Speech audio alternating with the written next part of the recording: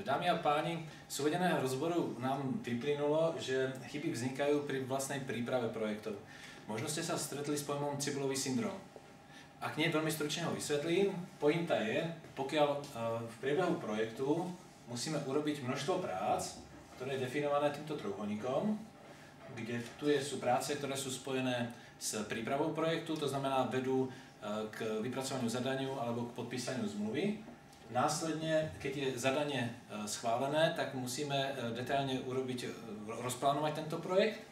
Potom je tu veľká plocha, ktorá hovorí o tom, že projekt musíme zrealizovať. Výsledkom zrealizovaného projektu je, že všetky výstupy sú odovzdané a následne potom dochádza k administratívnemu ukončeniu projektu. Cibulový syndrom nám hovorí o tom,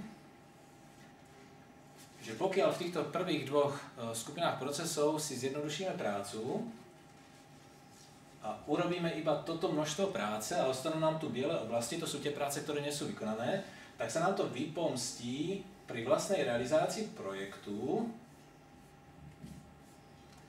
tak, že tu budeme mať práce navyše a projekt zvyčajne neskončíme na čas, ale oneskorene a navyše nám potom tu ostanú ešte problémy, ktoré sa nám ťahajú až do budúcnosti.